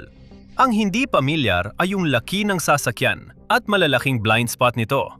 Sa ilang pagkakataon, malalampasan lang ito sa paulit-ulit na obstacle course at parallel parking drills. Maliit lang itong sulyap kung gaano karami sa digmaan ang nilalaban ng mga nagmamaneho ng traktora at delivery truck 2 o 3 taon nang nakalipas. Itinapon sa pagpapatakbo ng mga nakabaluting sasakyang pasok sa pamantayan ng NATO at asahang magiging bihasa agad. Pero bago natin talakayin kung paano ginagamit ang mga sasakyan, siguraduhing mag-subscribe sa Military Show para makakuha ng mas maraming update at lahat ng bagay tungkol sa geopolitics. Araw-araw kaming nagpo-post ng videos tungkol sa specs, taktika, events at malalim na pagsusuri ng nangyayari sa digmaan. Sa tactical na bahagi, imbes na manguna sa frontal assault, ginagamit ang Ukrainian Rosoma crew sa standoff strikes at ambush. Tumatanggap sila ng coordinates at pumupwesto. Pinapaputok nila ang kanyon na kayang maglabas ng 200 bala kada minuto sa mga posisyon ng infantry o pinatibay na gusali. Tapos agad umalis bago makarespond ang artilyerya o drone ng Russia. Isinalarawan ng crew ang paglapit nila ng 400 metro sa Vovchansk para tumulong mabawi ang pwesto sa may tawiran ng ilog para makatawid ang impanterya ng Ukraine. Sa isa pang engkwentro, lumapit sila ng 150 metro sa 2 palapag na gusali na tinataguan ng mga tropang Ruso at winasak ito para matakpan ang pag-atras ng mga Ukrainian. Bukod sa labanan, ginagamit din ang mga sasakyan para suportahan ng mga inhinyero ng hukbo na gumagawa ng mga tawiran sa ilog sa gabi, magdala ng tao at gamit, at maglikas ng sugatang sundalo sa gitna ng putukan. Ipinapakita nito ang versatility ng plataporma sa aktwal na labanan. Ngayon, may tanong. Kung ilan talaga ang nasa Ukraine para sa tactical na papel na iyon. Inanunsyo ng gobyerno ng Poland noong Abril 2023 na nagbigay sila ng 200 KTO Rosomak sa Ukraine at ang bilang na 200 na naipadala ay palaging lumalabas na nagpapahiwatig na hindi bababa sa ganun karami ang naroon. Ang ika-21 mekanisadong brigada ng Ukraine ang sinasabing unang unit na nagsimulang tumanggap ng mga sasakyang ito noong taginit ng 2023. Ang ika-44 na hiwalay na mekanisadong brigada na interview ng isang outlet ay gumagamit na rin ng mga ito. Patunay na may totoong fleet na nakakalat sa iba't ibang formasyon ng Ukraine. Ano na ang susunod na hakbang para sa partnership na ito? Dito nagiging mas interesante dahil hindi na lang donor at recipient ang relasyon ng Poland at Ukraine. Sila ay pupunta na sa aktwal na paggawa ng mga sandata ng magkasama. Noong Pebrero 2026, nilagda ni napunong ministro ng Poland na si Donald Tusk at Pangulo ng Ukraine na si Volodymyr Zelensky ang isang liham ng layunin sa Kyiv. Nangako ang dalawang bansa na magsasagawa ng magkatuwang na produksyon ng mga sandata at bala sa mga pasilidad sa Poland at Ukraine, na unang magpo-focus sa mga drone. Sinabi ni Tusk na resulta ito ng buwan-buwang pagtatrabaho para alisin ang hadlang sa paglilipat ng teknolohiya ng dalawang bansa. At pareho nila itong itinuring na may konkretong aksyon, hindi lang simbolikong salita. At nakikikita na nating nagbubunga ito ng mga partikular na programa. Ang Bohdana Self-Propelled, 155mm howitzer ng Ukraine ay isa sa mga kwento ng tagumpay ng sariling artilyereya ng bansa. Ipoproduce ito sa Poland sa pamamagitan ng joint venture ng Polish na Ponerwadowice at Kramatorsk Heavy Machine Tool Building Plant ng Ukraine. May 51% controlling stake ang Polish partner.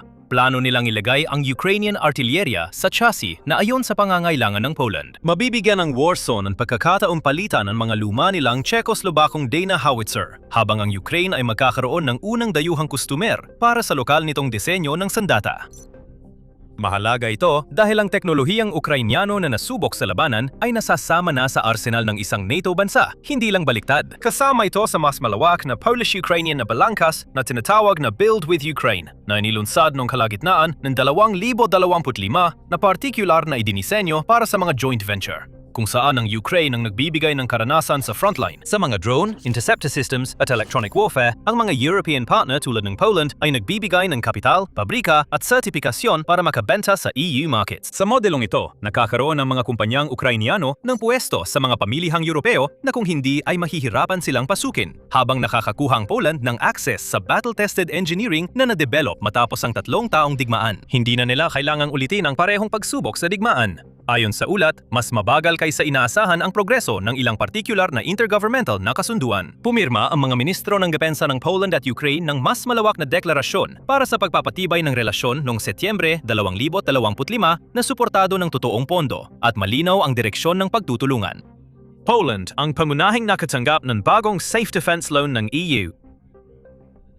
Malaking bahagi ng pondo ay inilaan para suportahan ang mga proyekto kasama ang Ukraine tulad ng drone, contra-drone tech, AI at long-range precision munitions. Ang Ukraine naman, umasa rin na magpapatuloy ang partisipasyon ng Poland sa Pearl Program na idinadaan sa NATO ang pagbili ng mga armas na pinopondohan ng kanluran para sa Ukraine. Mahalaga para mapanatili ang sapat na supply ng depensa sa himpapawid ng Ukraine. Ipinapakita nito ang mas malaking larawan. Hindi lang inaarmasan ng Poland ang Ukraine dahil mabuting kapitbahay ito. Kasabay nito, binubuo ng Poland ang sandatahang lakas na ayon mismo sa pamunuan nito ay nais nilang gawing pinakamalaki at may pinakamahusay na kagamitan sa Europa. Tinatayang 4.8% ng GDP ang budget ng depensa ng Poland sa 2026. Ang pinakamataas na porsyento sa lahat ng miyembro ng NATO, nakatumbas ng humigit kumulang $55 bilyong na inilaan para sa depensa sa loob lamang ng isang taon. Iyan na ang pinakamalaking bahagi ng GDP na ginastos ng sinumang NATO member sa militar. Mas mataas kaysa Baltic States, Estados Unidos at malayo sa Alemanya, Pransya o UK. Ipinos ni Punong Ministro Tusk na ang Poland ang magkakaroon ng pinakamalaking hukbo, pinakamataas na paglago ng ekonomiya at pinakamalaking pamumuhunan sa rehiyon. Bilang kalihim ng depensa, si Władysław Kosiniak-Kamysz, taasan niyang sinabi na layunin nilang magkaroon ng Poland ng pinakaorganisado at may pinakamahusay na kagamitang sandatahang lakas sa kontinente. Hindi rin lang sa mga kagamitang nakatingga sa mga bodega na pupunta ang gastusing iyon. Sabay ring nirerebisa ng Poland ang bilang ng nagsisilbi. Nagpapadala ang gobyerno ng daan-daang libong abiso ng medikal na komisyon sa mga lalaking nasa edad para sa sapilitang serbisyo militar pati sa kababaihan at mamamayang lampas. 50 taong gulang, inirehistro sila sa sistema ng militar kahit hindi pa sila agad na ipapatawag. Pinagtitibay ito ng isang survey na nagpapakitang dumarami ang mga Polish na pabor sa conscription. Noong 2022, ipinakita ng mga survey na 35.7% lang ng mga tao ang sumusuporta sa muling pagpapatupad ng sapilitang serbisyo militar para sa mga lalaki, habang sa survey ng 2026, iniulat na humigit kumulang 52% ng mga sumagot ay sumusuporta sa serbisyo militar. May 31% na matinding suporta rito. Kasabay nito, namumuhunan ang Poland sa sariling industrial na kasarinlan, higit pa sa simpleng pagbili ng dayuhang kagamitan. Humirma kamakailan ang Polish Armaments Group ng kasunduan para magtayo ng lokal na pasilidad na mag-overhaul ng mga gas turbine engine ng Abrams tanks ng Amerika. Ibig sabihin, ang Poland lang sa Europa ang kayang mangserbisyo ng mga makinang iyon nang hindi na kailangang ipadala sa Estados Unidos. Nagpalipad ang Poland ng mga sarili nitong reconnaissance satellite at isinusulong ang unang nuclear power plant na planong simulan ang konstruksyon sa 2028. Sa pondo, Poland ang unang lumagda sa kasunduan sa pautang sa ilalim ng bagong Safe Defense Program ng EU. Tumanggap ng halos 44 na bilyong euro. Humigit kumulang 45 bilyong dolyar ang alokasyon at ito ang pinakamalaking alokasyon sa lahat ng miyembrong estado na malayong mas mataas kaysa sa Romania, Pransya at Italia. Tinatayang 2/4 ng mga kagamitang bibilhin gamit ang perang iyon ay kinakailangang manggaling sa mga supplier mula sa EU, European Economic Area o Ukraine. Malinaw na sinabi ng mga opisyal ng Poland na malaking bahagi nito ay diretso sa pinagsamang programa kasama ang Ukraine at sa pamumuhunan sa mga drone at kontra-drone na sistema, artificial na intelihensya at mga pangmalayang presisyong munisyon. Ngayon, hindi naging ganap na maayos ang proseso para makarating doon. Una, niveto ng presidente ng Poland ang bahagi ng mekanismo ng pondo dahil sa mga alalahanin tungkol sa soberanya. Kinailangang baguhin ng Warsaw ang galaw ng pera na nagpapaalala na kahit agresibo sa depensa ang isang bansa, mainit pa rin ang politika kung paano popondohan ito. Pag-ugnayan ang pagtaas ng gastusin Safe Loan Program at tuloy-tuloy na pagbili ng mga F-35 fighter jet, Abrams tanks at mga sistemang gawa sa South Korea. Ito ang mga sistemang mas pinipili na ngayon ng Poland dahil mas mabilis ang delivery kumpara sa kayang ibigay ng mga kanluraning supplier at mabilis na lumalaking lokal na industriya ng armas na magkatuwang na ring gumagawa ng mga sandata kasama mismo ang Ukraine. Nasasaksihan natin na yon hindi lang suporta para sa Kyiv, kundi pag-use bomb ng seryosong puwersang militar sa silangang panig ng NATO. Ang sariling pag-armas at suporta nito sa Ukraine ay naging dalawang panig ng iisang proyekto. Mahigit 1,500 araw nang tinatangkang sakupin ng Russia ang maliit na baryo sa Ukraine gamit ang tangke, artilyerya, drone at libu-libong sundalo. Ngunit bigo pa rin sila. Isa na naman itong bigong pag-atake. Isa itong malinaw na halimbawa kung bakit ang pananakop ng Russia ay naging digmaan ng napakalalaking pagkalugi at paliit na pakinabang. Kahit ibinuhos na ng Kremlin halos lahat dito, hindi pa rin nila ito masako. Ang baryong Mala Maladokmachka ay hindi kapansin-pansin sa mapa at may sukat lang na 3 parisukat na milya o 8 parisukat na kilometro. Tahanan ito ng mahigit 3,000 tao bago ang pananakop. Nasa Polohi District ito sa gitnang Zaporizhia, mga 37 milya o 60 kilometro mula sa lungsod ng Zaporizhia. Walang kilalang palatandaan o atraksyon dito.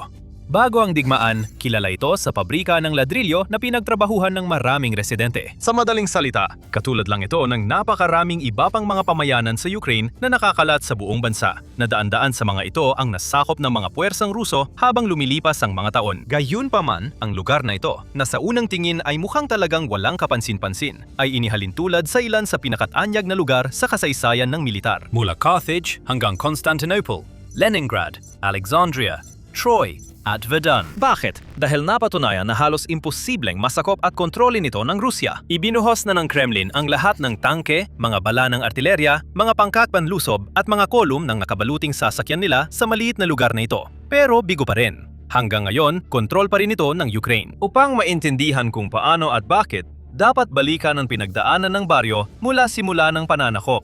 Dahil agad naramdaman ng Maladokmachka ang bagsik ng hukbong Ruso. Malapit ito sa unang linya ng labanan mula pa noong simula ng digmaan nang salakay ng puwersa ng Kremlin ang Zaporizhia at mabilis na sakupin ang 12-12 ng maliliit na bayan at baryo na hindi handa sa ganitong malakihang pag-atake. Noong panahong iyon, ang Maladokmachka ay isa lang sa mga pangalan sa dumaraming listahan ng mga lugar na napasa kamay ng Russia.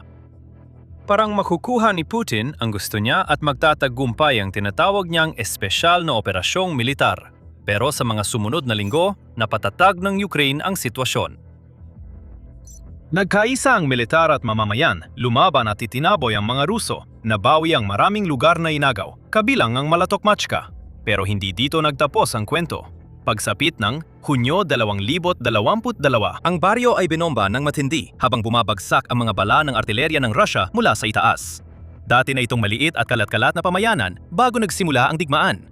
Ngunit dahil sa pambobomba ng Russia, halos wala nang natirang nakatayo. Ang mga bahay at gusali na ilang dekada nang naroon at nakaligtas sa tagutom sa Ukraine at pananakop ng Nazi noong ikalawang digmaang pandigdig ay ngayoy guho na lang. Isa sa mga iyon ang gusali ng konseho ng Maladokmachka at matinding pinsala rin ang tinamo ng kalapit na piitang inilikas na noong mas maaga sa digmaan. Nang magsimulang bombahin ang kanilang bayan, napilit ang tumakas ang maraming residente kaya bumaba ang populasyon mula libo-libo hanggang ilang daan. Karamihan sa naiwan ay matatanda, may sakit o ayaw lisanin ang kanilang kinalakihang lugar. Marami sa kanila ay may masayang alaala sa lugar na iyon at nagbahagi ng kwento sa mga mamamahayag kung paano ginugol ng mga taga-baryo ang oras. Nagpapatugtog ng musika, kumakanta, nag-aalaga ng harden at nakikipagkwentuhan sa kapitbahay. Noong panahong iyon, tila hindi mahihirapan ng Rusya na mabawi ang Maladokmachka at tapusin ang mga masayang kwentong iyon. Kahit maliit at halos nawasak na ng pambobomba, mahalaga pa rin ang estratehikong halaga ng baryo sa tropa ng Kremlin dahil katabi ito ng TO-800 at 15 highway. Mahalagang rutang logistical na nag-uugnay sa Orikhiv at Polohi. Kung masakop ng Russia ang Maladokmachka, magagamit nila ito bilang panimulang punto para sumulong sa rehiyon papuntang lungsod ng Orikhiv na nagsisilbing pasukan, na ang layunin ay sakupin ang kabisera ng rehiyon. Ayon kay Dmytro Pelik, hepe ng komunikasyon ng 118 hiwalay na mekanisadong brigada ng Ukraine, ang unit na nagtatanggol sa lugar mula 2023.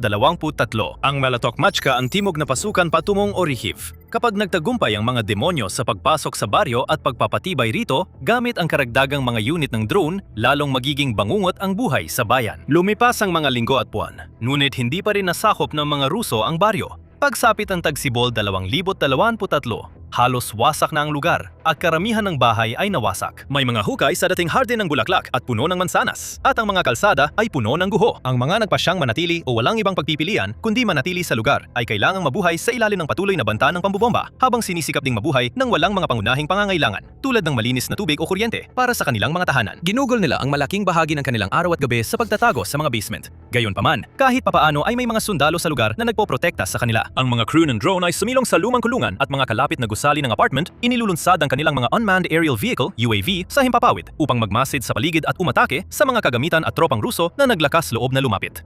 At noong ika-7 ng Hunyo, 2023, nagpasya ang Ukraine na panahon na para dalhin sa mas mataas na antas ang kanilang mga hakbang. Gamit ang bagong sandata mula sa kanluran, inilunsad ng ika-47 Brigadang Pangatake at ika-33 Mekanisadong Brigada ng Ukraine ang malawakang kontraopensiba para itaboy ang mga Ruso palayo sa Malatok Machka at paalisin sa Zaporizhia. Hindi agad na angkop ang taktika nila sa laki ng ambisyon nila. Ang unang pagsubok ay naging isang sakuna. Isang buong hanay ng mga tangke ng Ukraine ang napailalim sa putok ng mga anti-tank missile habang sinusubukan nilang tumawid sa isang lugar na tinamnan ng mga Mi na nasa labas lang ng hangganan ng baryo. 25 sasakyan, kabilang ang 5 tangkeng Leopard 2 ang nasira o nawasak. Kaya napilit ang iwan ng mga sundalo ang kanilang sasakyan at gumapang kasama ang mga sugatang kasamahan patungo sa kaligtasan. Sa loob ng 3 sunod-sunod na araw, sinubukan ng Ukraine, ngunit nabigong itaboy ang mga Ruso habang sila ay binabayo ng matinding putok at napipilit ang umatras sa bawat pagkakataon. Dahil sa matinding pagkatalo, maraming eksperto sa militar ang nagduda sa kakayahan ng Ukraine na ipagtanggol ang sarili kahit may suporta mula sa kanluran. Gayunpaman, pinatunayan ng Ukraine nitong mga nakaraang taon na kaya nitong pabulaanan ang mga nagdududa. Matapos madismaya, nagtipon muli sila, nagiba ng taktika at nakamit ang mas positibong resulta. Sa huling bahagi ng buwan, ayon kay Brigadier General Alexei Romov, nabawi ng pwersang Ukrainian ang halos 2 milya ng teritoryo sa lugar. Hindi ito kalakihan pero may naabot pa rin. At dito nagsimula ang matagalang panahon ng posisyonal na labanan kung saan nagpapalitan ng atake ang magkabilang panig. Ngunit wala sa kanila ang tunay na umusad saan mang direksyon. Nauwi ang sitwasyon sa pagkakabalaho kung saan paulit-ulit sinusubukan ng pwersang Ruso na sumulong sa Malatok Machka. Pero palaging nabibigo silang makuha ang malalaking pagsulong na hinihingi ng kanilang mga kumander. Iba't ibang taktika ang ginamit nila, mula tangke, infantry fighting vehicles, UAV, hanggang maliliit na grupong sundalo. Walang gumana dahil may kakaibang katangian ang Malatok Machka na nagtatangi rito sa ibang pamayanan sa Ukraine. Isang natatanging biyaya na ibinigay mismo ng inang kalikasan na nagpadali ng husto sa pagtatanggol sa baryong ito at nagpahirap ng husto sa pagsakop dito kumpara sa napakaraming iba pa. Pero bago namin ipaliwanag kung ano nga ba yon, kung ganitong uri ng kaalaman ang gusto mong matutunan pa, siguraduhin nakasubscribe ka sa Military Show. Ganito namin ito hinimay-himay bawat linggo. Ngayon, ang dahilan sa likod ng katatagan ng Malatok Machka ay geographical at konektado ito sa isa sa pinakamatanda at pinakamahalagang aral sa militar sa lahat ng panahon. Sa panahon ng digmaan, ang mataas na lugar ay isang napakahalagang kalamangan. Ang mismong baryo ay nasa isang mababang lambak pero napapalibutan ito ng mga mataas na lugar. Ang pagkontrol sa mga taas na iyon ay nagbibigay ng malawak na tanawin sa bawat direksyon, kaya't napakahalaga ng lugar na ito sa estratehiya. Para sa mga puwersang may hawak ng mataas na lugar na iyon, nagiging napakadali para sa kanila na makita at subaybayan ang galaw ng kalaban. Kahit ano pa ang gawin ng Rusya, magpasok man sila ng mga tangke, sundalo o motorsiklo, kitang-kita ng mga tagapagtanggol ng Malatok Machka ang kanilang pagdating. Kayang subaybayan ng mga sundalo ang galaw at posisyon ng kalaban. Hulaan kung nasaan sila pagkalipas ng ilang minuto at asahan ang artillery crew at drone pilot para tapusin sila. Dahil sa mataas nilang pwesto, lagi silang nauuna at bihirang mabigla o maabutan ng hindi handa. Bukod pa rito, ang katotohanang nagawa nilang ipangtanggol ang Malatok Machka nang matagal ay nagbigay daan sa kanila na magtayo ng maraming linya ng depensa. Sa loob ng baryo, natutukoy nila ang pinakamagagandang taguan at lugar ng ambush at naglalagay ng mga mina sa mga bukirin na nakapaligid sa pamayanan at pinapaadaan ng mga Ruso sa mga halatang daanan na madaling bantayan. Kaya naman, hindi na dapat ikagulat na nanatili sa kontrol ng Ukraine ang baryo sa buong 2023, 2024 at hanggang sa malaking bahagi ng 2025 rin. Ngunit sa mga huling bahagi ng 2025, may nangyari nagbanta na magdala ng ibang direksyon sa kwento ng baryo. Noong Oktubre 20, sinimula ng Russia dagdagan ang kanilang presyon. Nag-utos na ang Kremlin na maging mas agresibo ang mga puwersa at agaran sakupin ang mas maraming teritoryo, lalo na sa Zaporizhia. Nagpadala ang Moscow ng malaking mekanisadong hanay, 4 na tangke, 12 infantry fighting vehicles, 8 armored personnel carriers at 2 Tiger mobility vehicles. 26 na armored vehicles. Lahat. Para tuluyang masakop ang Malatok Machka, naging kasing sama ng kinahinatnan ng unang kontraopensiba ng Ukraine noong 2023 ang pagsubok na ito dahil halos buong Hanay ay nawasak ng drone at artilyerya. Makikita sa mga video matapos ang labanan ang nasunog at umuusok na mga labi ng tangke at infantry vehicles ng Russia. Inyulat din ng Ukraine na mahigit 30 sundalong Ruso ang napatay sa pag-atake na kapag isinama sa marami pang ibang pagtatangkang sakupin ng baryo, nangangahulugan na mahigit 2,000 buhay na ang nawala sa panig ng Russia sa paulit-ulit na bigong pagsakop sa maliit na pamayanang ito. Sa maraming paraan, ito ay maliit na larawan ng mas malaking labanan. Sa iba't ibang frontline, walang saysay na ibinubuhos ng Russia ang mga tangke, sasakyan at napakaraming sundalo sa kanilang mga pakay. Ngunit paulit-ulit, nakahanap ang Ukraine ng paraan para pigilan sila. Dahil dito, hindi pa rin mas malapit ang Kremlin sa tagumpay ngayon kaysa noong 2022. At sa katunayan, napapaurong sila sa maraming lugar habang dumarami ang kanilang nasasawi bawat buwan. Pero parang hindi siya natututo. Kahit matapos ang bigong pag-atake sa Malatok Machka noong Oktubre, hindi na lang tinanggap ng mga komander ng Rusya na wala ng pag-asa ang baryo at naghanap ng paraang umiwas dito. Sunod-sunod silang naglunsad ng mga pag-atake at habang tumatagal ay mas kaunti ang paggamit nila ng mga tangke at armor at mas umaasa sa maliliit na assault team. Hindi ito umubra. Kaya bumaba pa ang Rusya at ginamit ang isa sa paborito nitong taktika, pagsisinungaling. Noong Nobyembre 16, 2025, inangkin ng Ministry ng Depensa na tuluyan ng napalaya ang baryo. Sa mga TV channel ding pag-aari ng Estado, sabi ng mga militar na eksperto tulad ni Boris Ruzin, umuusad daw ang hukbo papuntang Malatok Machka. Pero hindi ito totoo at may ebidensya ang Ukraine para patunayan yon. Ang United 24, isa sa mga nangungunang ahensya ng media sa bansa, ay nagtipon ng mga video clip na nagpapakita na parehong eksperto ang paulit-ulit na nagbigay ng parehong pahayag buwan-buwan mula Mayo 2025 hanggang Abril 2026. Paulit-ulit niyang sinabing malapit nang makuha ng Russia ang Malatok Machka. Pero ito ay kasinungalingan sa bawat pagkakataon. Hawak pa rin ng Ukraine ang lugar kahit noong mahihirap na huling buwan ng 2025 at patuloy ito hanggang 2026. Kamakailan, ipinagdiwang ng baryo ang pambihirang markaang mahigit 1,500 araw na hindi nasakop ng mga Ruso. Ayon kay United 24, nauna pa ito sa mga lugar tulad ng Carthage at Leningrad pagdating sa pinakamahabang pagkubkob sa kasaysayan. Malalaking lungsod iyon na may matitinding depensa. Pero kahit ganon, mas maikli pa rin ang mga maalamat na pagkubkob na yon kaysa sa labanan sa maliit na baryong ito. At hanggang ngayon, patuloy pa rin isinusulat ang kasaysayan sa maliit na bahagi ng Ukraine. Halimbawa, noong Hunyo 24, 2026, ang tagapagsalita ng Southern Defense Forces ng Ukraine na si Vladislav Voloshin, iniulat na patuloy pa ring umaatake ang Russia malapit sa baryo. Ngunit muli na namang nabigo itong makagawa ng anumang makabuluhang pag-usad. Noong nakaraang linggo, sa loob ng ilang magkakasunod na araw, sinubukan ng kalaban na itaboy ang mga puwersa ng depensa ng Ukraine palayo sa Malatok Machka at nagtangkang pasukin ang nasabing lugar. Ginawa pa nga nila ito sa isang pagkakataon sa pamamagitan ng malakihang pag-atake gamit ang magang sasakyang demotor. Kinabukasan, muling sinubukan ng kalaban na salakayin ang mga posisyon ng puwersa ng depensa ng Ukraine sa nasabing lugar. Ngunit nabigo silang makuha kahit 1 metro. Wala silang naging pag-usad sa bahaging ito ng harapan. Ilang araw bago ito, noong dulo ng Hunyo, isang platoon na sakay ng mahigit 20 motorsiklo at 10 ATV na may araro, sinubukan nilang gumawa ng daan sa mga minahan sa lugar at gumamit ng electronic warfare para pigilan ang mga drone ng Ukraine. Nabigo sila ng husto. Nilipol ng mga Ukrainian defenders ang buong unit ng sumalakay. 36 ang patay o sugatan at walang casualty sa kanilang panig. Sa kabila ng maraming kabiguan, sabi ni Voloshin na pursigido pa rin ang Russia na targetin ang baryo, pero nahihirapan ang Kremlin ayusin ang kanilang pag-atake. Para mailapit ang kanilang tauhan sa pamayanan, kailangan ng mga komandante ng Russia ilipat ang tropa sa kill zones, kung saan binabantayan ng mga drone ng Ukraine, hinahanap at winawasak ang sinumang kalaban na makita nila. Kahit delikado pa rin ang paligid ng Malatok Machka, mas mukhang nanganganib dito ang Russia kaysa Ukraine.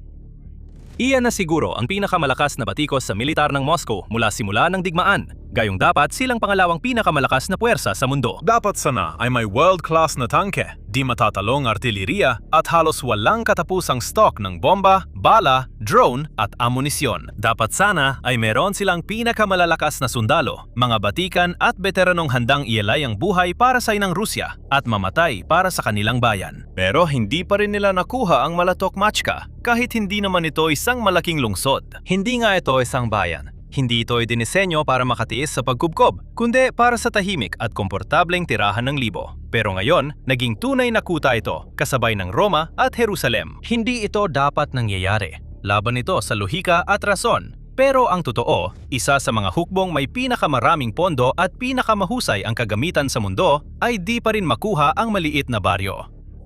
Hindi lang sila napahiya, nabasag din ang matagal ng ilusyon ng kapangyarihan na binuo ni Putin.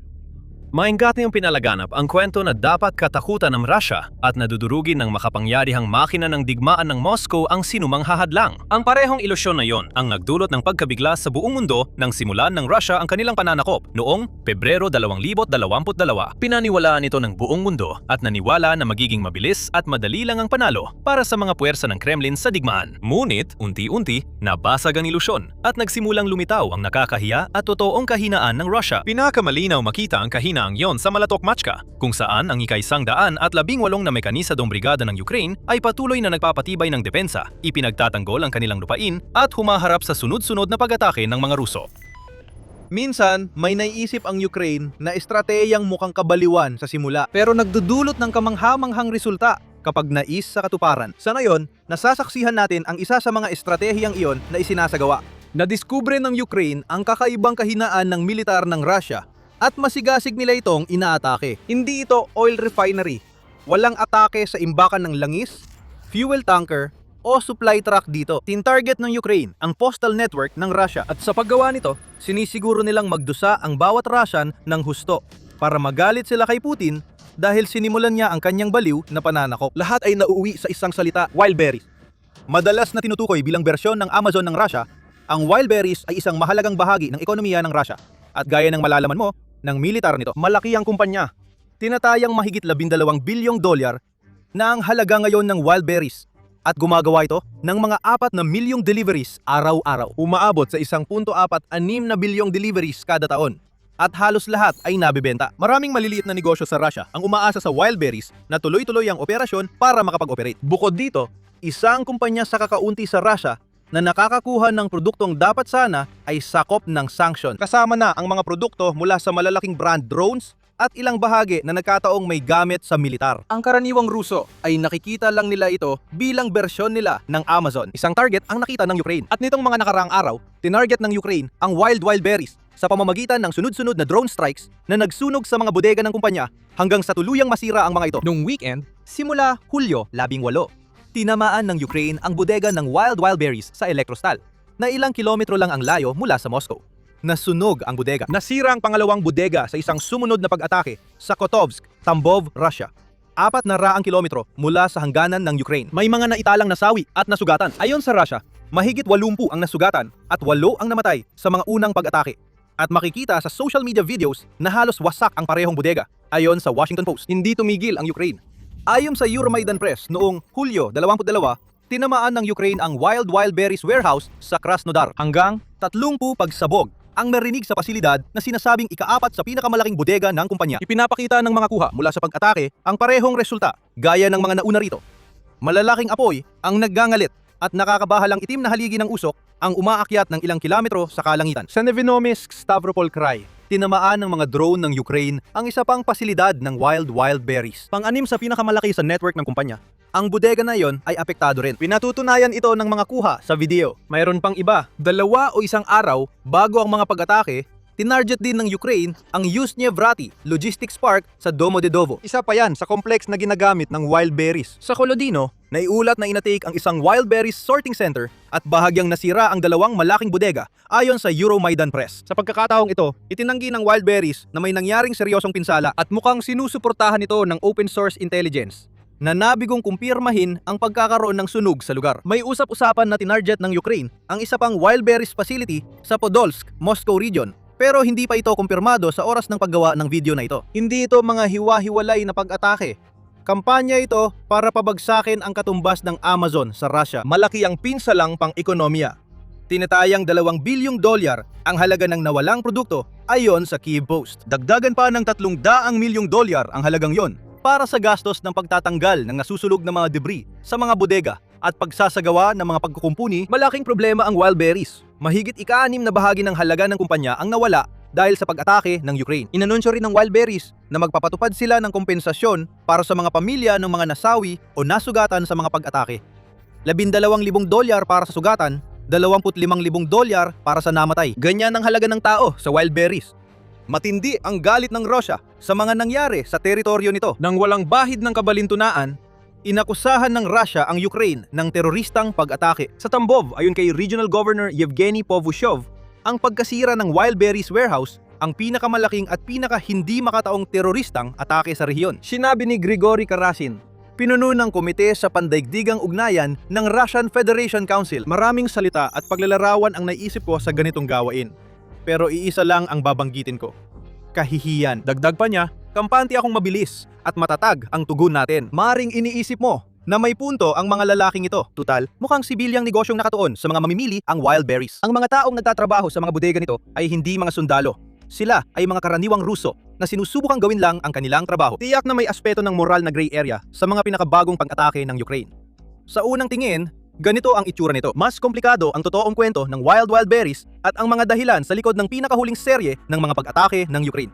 Hindi lang ito tungkol sa pag-atake ng Ukraine sa Amazon ng Russia. Kwento ito ng paghihiganti, kahina-hinalang kalakaran sa kagamitang militar, pinsalang pang ekonomiya at psikolohikal na presyon. Pinapapita nito ang realidad ng pag-atake sa Wildberries.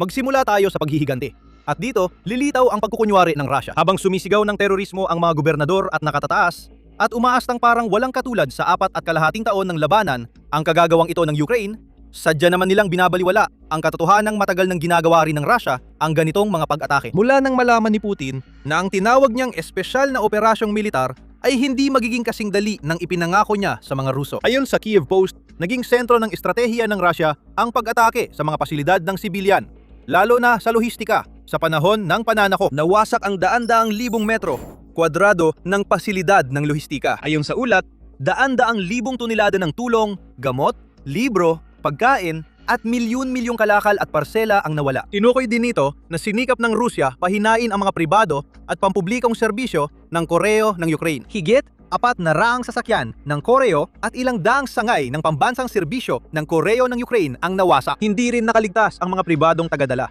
Nawalan ang Novoposhta, malaking logistics company sa Ukraine, ng 400 dipo, terminal at sangay. At nagresulta ito sa 26 na pagkamatay. Sinira ng Russia ang pinakamalaking sorting terminal ng kumpanya sa Kiev. Isang buwan bago tinarget ng Ukraine ang Wildberries. Tinarget ng Russia ang mga shopping at distribution center ng Epicenter, ATB Grocery, Silpo Supermarket at Fozzy Cash and Carry Company. Nung nakaraang taon, mahigit 500,000 metro kwadrado ng mga bodega at postal terminal ng Ukraine ang nawasak dahil sa pag-atake ng Russia, ayon sa Kiev Post. Kaya kapag sumisigaw ang Russia ng terorismo, ang sagot ng Ukraine ay tumingin ka muna sa salamin. Ang Rusya ang nagtakda ng pamantayan pagdating sa pag-atake sa mga pribadong pag-aari na pasilidad ng lohistika. Unang sinabi ng Russia na ang mga pag-atake ay para sirain ang kagamitang militar at pigilan ang Ukraine magkaroon ng ipinagbabawal na produkto. Tinuturing ng Ukraine ang ginagawa nito sa Wildberries bilang matagal ng dapat na paghihiganti sa mahigit 4 na taon ng aksyon ng Russia. Ayon kay Ruslan Levev, military analyst ng Conflict Intelligence Team sa Washington Post, makikikita na ito ay isang kusang nagpapatuloy na siklo ng paghihiganti. Tinamaan ninyo ang aming shadow tankers, gaganti kami sa inyong dry cargo ships sa Odessa. Tinamaan ninyo ang oil refineries namin, tatamaan namin ang inyong gasolinahan. Ito ang pinakabagong anyo ng gantihang digmaan. Sinabi ng Ukraine sa Russia na handa silang tapusin ang labanan kung gusto nitong magsimula ng laban na may kinalaman sa lokal na lohistika. Pero kahit ganun, hindi pa rin nito direktang tinutugunan ang tanong tungkol sa moral na gray area na nabanggit natin. Ayon sa Ukraine, nararapat ang paghiganti. Pero mukhang sibilyang negosyo ang Wildberries. Ang pag-target ng Ukraine ay maaaring magbunga ng paratang na nilabag nito ang sarili nitong patakaran ng mga target militar lang ang punteryahin. Hindi pa namin nilalantad ang buong kwento. Ang Wildberries ay target militar at mas malaki kaysa sa inaamin ng Russia na pilit pinalalabas na kontrabida ang Ukraine. Ang ilalabas naming impormasyon ay magbabago ng lahat. Ibinunyag ng Ukraine ang mga kahinaan sa estratehiyang militar ng Russia sa mga pag-ataking ito. Bago tayo magpatuloy, paalala na pinapanood ninyo ang programang pang-militar. Ipinapakita namin ang buong larawan, hindi lang headline. Kung nagustuhan ninyo, mag-subscribe at i-enable ang notifications para maging bahagi ng inyong feed ang aming mga video. Narito ang katotohanan sa likod ng Wildberries. Ang kumpanyang ito ay naging mahalagang bahagi ng makinaryang pandigma ng Russia mula nang ilunsad ni Putin ang kanyang pananako. Isang mabilis na pagbisita sa e-commerce portal ng kumpanya ay sapat na para patunayan iyon. Hindi mo makikita na nagbebenta ang wild berries ng artilyereya at misil. Pero ang makikikita mo ay napakaraming pagpipilian ng mga tinatawag na dual-use goods. Sa madaling salita, mga produktong pwedeng ibenta sa mga sibilyan pero may malinaw na gamit sa militar. Kalat na kalat ang mga drone sa wild berries. Sabi ng Kyiv Post, kapag nag-search ka ng drone, puro Mavic 3 at Mavic 4 na drone agad ang lalabas. Kasama pa ang marami pang iba na malawakang ginagamit sa mga larangan ng labanan bilang mga frame ng FPV drones na lumilipad sa buong frontline. Tungkol naman sa ganitong uri ng mga drone, aktibong inia-advertise ng wild berries ang marami sa mga UAV sa kanilang platform bilang FPV drones, na parang sinasabi na ang mga drone na ito ay perpekto para sa isang sundalo na gustong subukang kumatay ng kalabang Ukrainian sa labanan. Ang ibang mga bahagi ay mas palihim na itinatago, pero makikita mo sila kung hahanapin mo. Ayon sa Kyiv Post, Ang paghahanap sa electronics o piyesa ng sasakyan ay maaaring magbunyag ng mga sistemang panghawak ng kargamento at mga mekanismo ng pangpapakawalan ng bomba na maaaring ikabit sa mga drone. may mga drone pa sa kids section ng online portal. At kung pupunta ka sa seksyon ng mga damit, hindi magtatagal ay makakakita ka ng mga tactical na gamit na maaaring gamitin ng mga sundalo. Dapat ang militar ng Rusya ang nagbibigay ng gamit na ito,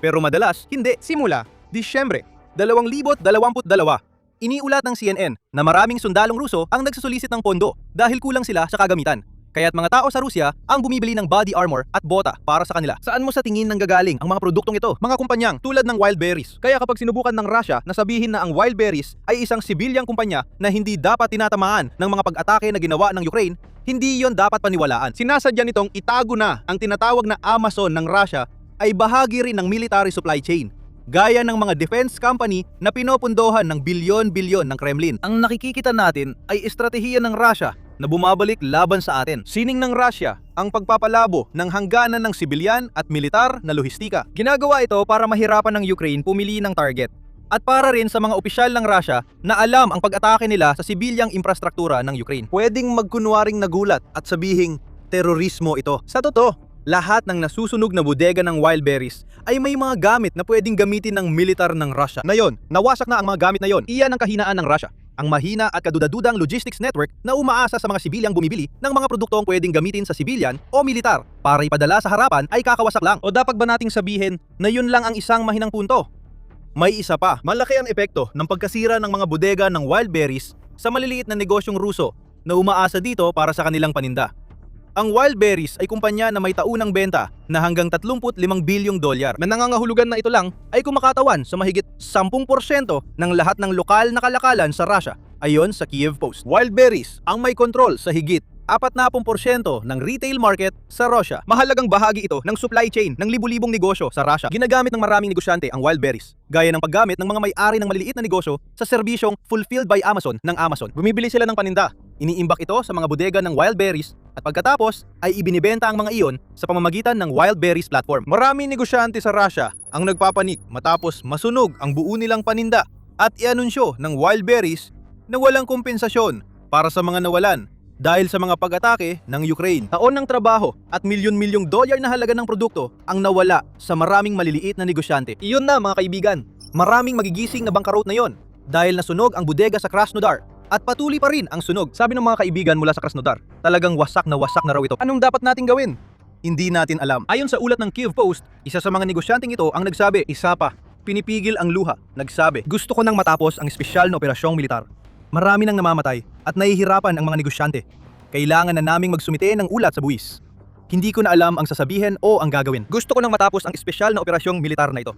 Mahalaga ang pahayag na yan pagdating sa isa pang layunin na gustong makamit ng Ukraine sa pagsira sa mga bodega ng wild berries. Natatalakayin pa natin kung pag-uusapan ang epekto sa ekonomiya na yon ang pinakamasamang panahon para sa sektor ng maliliit na negosyo sa Russia na tamaan ng ganitong matinding pagsubok. Ang maliliit at katamtamang laki ng mga negosyo o SMBs sa Russia ay hirap na dahil sinisipsip ng digmaan ni Putin ang lahat ng kanilang kailangang mapagkukunan mula sa lakas paggawa hanggang sa pera para sila'y makaligtas. Noong Mayo 15, iniulat ng Moscow Times na 209,000 SMBs ang nalugi o nagsara sa Russia sa unang quarter ng 2026. Tumaas ng 9% kumpara noong nakaraang taon. Isa sa mga sektor na pinakamalaking naapektuhan ay ang retail. At dito, kabilang ang mga gumagamit ng wild berries para sa kanilang negosyo. Ang mataas na interes, mabigat na buwis, at bumababang demand mula sa mga mamimili ang itinuturong mga dahilan ng mga pagkabigong ito sa negosyo. Nagbabayad na ng presyo ang mga may-ari ng SMB sa Russia dahil sa digmaan ni Putin.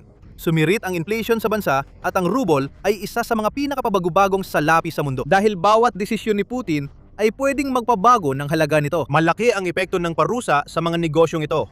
At maraming Ruso ang naniniwalang napabayaan ang sibilyang ekonomiya dahil tumataas ang gastusin ng militar ng Russia sa 8% ng GDP. Dagdag pa rito, ang pagkasira ng malalaking pasilidad ng Wildberries ay nagpapalala sa hirap ng mga SMB sa Russia at sa pagbagsak ng ekonomiya ng bansa dahil sa pananakop sa Ukraine. Ayon kay Alexander Shokin ng Russian Union of Industrialists and Entrepreneurs, inaasahan ang pagdami ng pagkalugi ngayong taglagas. Iniulat ng New Voice of Ukraine habang siya ay tumugon sa balita na pinananatili ng Central Bank ang base rate ng Russia sa 14.25%. Ang pagdagsa ng mga pagkalugi ay halos tiyak na ngayon. Maraming daan-libong SMBs ang nakitang masunog ang kanilang mga stock sa mga bodega ng Wildberries. Handa kaming tumaya na mas dadami pa ang mga pag-atake.